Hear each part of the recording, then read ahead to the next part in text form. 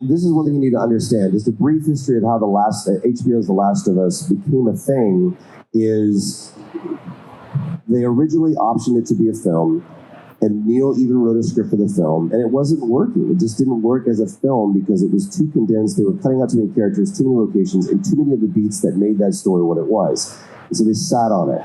And then the option had expired and reverted back to Sony. Meanwhile, we're doing The Last of Us Part 2. Neil cast Shannon Woodward to play Dina in Last of Us Part 2.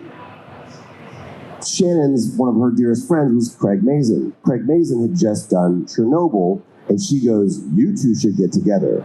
Neil goes, "I'm a huge fan of Chernobyl." Craig goes, "I'm a huge fan of The Last of Us."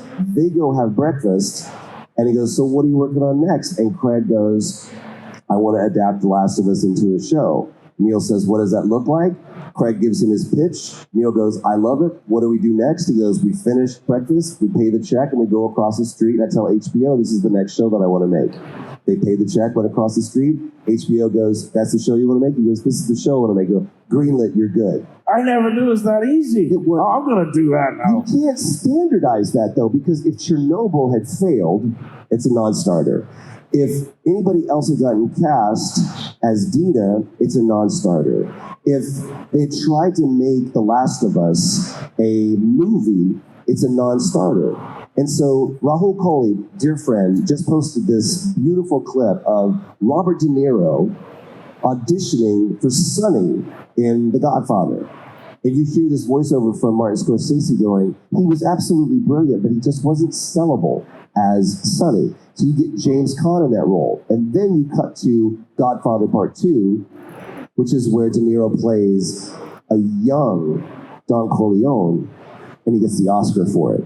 So just because something doesn't work out for you now does not mean that there's not a better opportunity from behind it. Good things come to those who wait. And it sounds like such a cheesy cookie-cutter advice, but it's true.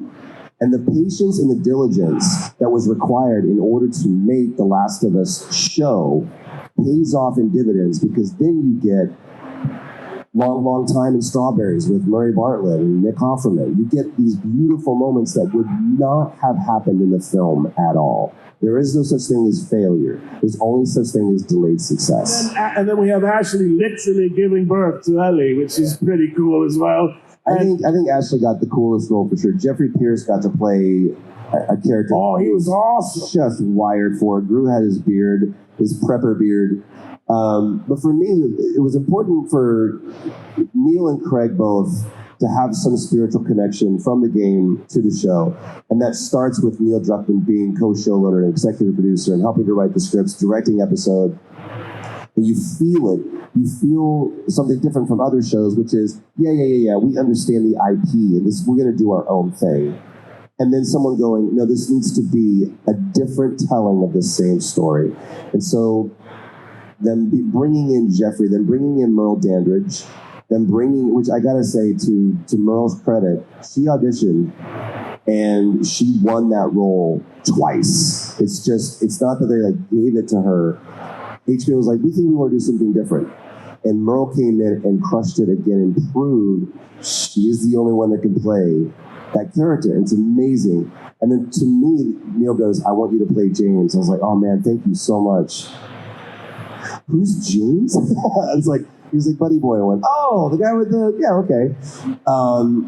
And they really gave me some meat. They gave me something to do in that episode and in that show. And we took a month to film. They shot each episode took a month to shoot. One of the longest shooting schedules I've ever seen for a TV show.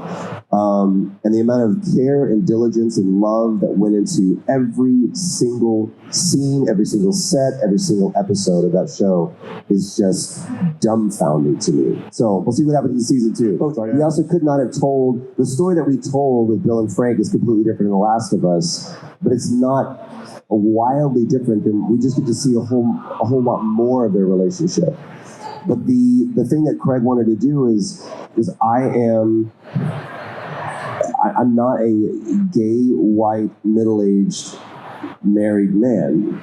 And that's what this story is about. So what I need to do is I need to tell that story from the perspective of a gay, white, middle-aged, married man. And so our DP was a gay, white, middle-aged married man. The editor was a gay, white, middle-aged married man. He was like, I needed these people around me to help tell this story with some authenticity. Again, that to me is diversity. It's not about creating a character that is this. It's also putting it through the lens of these people that is their life experience. And that's why it felt so authentic. You have Murray Bartlett, who is that character. And you have Nick Offerman, who is being shepherded through that role by all the people that will help it feel authentic. But good God, man, I'll never look at Strawberries or hear that song in the same way again. If you don't know what I'm talking about, please watch the show. It's incredible. It's absolutely incredible. And I applaud their work and how the diligence and care and love that they put into that episode specifically.